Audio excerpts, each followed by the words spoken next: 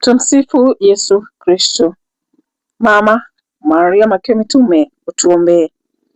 Karibu kwa masomo ya misa Dominika ya 12 katika kipindi cha kawaida mwaka A. Somo la kwanza, Yeremia sura ya 20 mstari wa 10 hadi 13. Somo katika kitabu cha nabii Yeremia. Yeremia alisema, ninasikia wengi wakisema mabaya, kitisho hutoka pande zote. Mshtakini, haya tumshtaki. Watu waliokuwa rafiki zangu wanajongea kuanguka kwangu, labda atakubali kudanganywa. Hapo tutamshinda na kumlipizia kisasi. Lakini Bwana yu nami kama shujaa aliye hodari. Adui zangu watajikwaa na kushindwa, wataibishwa kwa sababu ya upotevu wao. Watapatwa na fedheha ya daima na aibu isiyosahaulika. Lakini wewe, ee Bwana wa majeshi, unayemjaribu mtu wa haki na kuupima kiuno na moyo, nipe nafasi ya kuona kisasi utakachowalipiza watu hao. Kwa maana shauri langu nimeliweka mikononi mwako. Mwibieni Bwana, msifuni Bwana, kwa maana anaokoa roho ya maskini na mkono wa watenda mabaya. Neno la Bwana. Tumshukuru Mungu. Zaburi ya kuitikizana. Zaburi sura ya 69 mstari wa 8 hadi 10, 14 na 17, 33 hadi 35. Kiitikio ni mstari wa 14. Maneno ya kiitikio. Ee Mungu, unisikilize kwa wema wako mkubwa. Ee Mungu, unisikilize kwa wema wako mkubwa.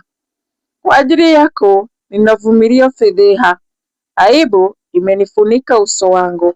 Nimekuwa mgeni kwa ndugu zangu, mtu asiyejulikana kwa wana wa mama yangu, maana wivu wa nyumba yako umenimaliza. Laumu zao wanaokutukana wewe zimenipata. Ee Mungu, unisikilize kwa wema wako mkubwa. Nami sala yangu inakuelekea, ee Bwana, wakati wa neema yako. Ee Mungu, unisikilize kwa wema wako mkubwa, kwa uaminifu wako wenye kuniokoa. Ee Bwana, unisikilize, maana fadhili zako ni bora, kwa wingi na rehema zako uniangalie. Ee Bwana, unisikilize kwa wema wako mkubwa. Enyi wanyonge, tazameni, furahini. Enyi mtafutao Mungu, mioyo yenu ihuishwe. Maana Bwana huwasikia wahitaji, wala hawadharau wafungwa wake. Mbingu na dunia simsifu, bahari na vyote viendavyo ndani yake. Ee Mungu, unisikilize kwa wema wako mkubwa. Somo la pili. Warumi sura ya 5 mstari wa 12 hadi 15. Somo katika barua ya Mtakatifu Paulo kwa Warumi. Ndugu zangu, mtu mmoja ameingiza dhambi duniani, na pamoja na dhambi mauti. Hivyo mauti imewafikia watu wote, kwa kuwa wote wametenda dhambi. Kwa maana mauti ilikuwako duniani kabla ya kuwapo sheria, lakini pasipo sheria dhambi haihesabiki.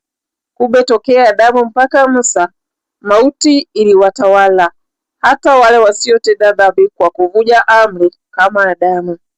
Adamu lakini ni mfano wa yule atakaye kuja, lakini ipo tofauti baina ya dhambi na neema. Ingawa wote walipatwa na kifo kwa sababu ya dhambi ya mtu mmoja, hao wote walizidi kujaliwa pia neema ya Mungu na kipaji kipatikanacho kwa ufadhili wa mtu mmoja, ndiye Yesu Kristo. Neno la Bwana. Tumshukuru Mungu. Shangilio la Injili Yohane sura ya 15 mstari wa 26b na 27a. Roho wa ukweli atakaye kwa Baba, huyu atanishuhudia, nanyi pia mtanishuhudia. Haleluya. Somo la Injili Mathayo sura ya 10 mstari wa 26 hadi 33. Msiwaogope wenye kuua mwili. Somo la Injili takatifu ilivyoandikwa na Mathayo. Utukufu kwako, e Bwana. Wakati ule Yesu aliwaambia wafuasi wake, msiwaogope watu, kwa maana yote yaliyofunikwa yatafunuliwa, na kila siri itajulikana. Niwaambiao gizani, yasemeni mwangani, na mnayoyasikia kwa siri, yatangazeni juu ya paa. Msiwaogope wenye kuua mwili, wasiweze kuiua roho. Zaidi mwogopeni yule awezaye kuangamiza mwili na roho katika jehanamu. Je, mashomoro wawili hawauzi kwa pesa moja?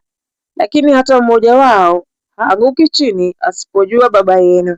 Lakini kwenu hata nywele za vichwani zimehesabiwa zote. Msiogope basi, ninyi ni bora kuliko mashomoro wengi. Basi kila amkirie mbele ya watu, nami nitamkiri mbele ya Baba yangu aliye mbinguni. Bali anikanaye mbele ya watu, mimi nitamkana mbele ya Baba yangu aliye mbinguni. Injili ya Bwana. Sifa kwako, e Kristo.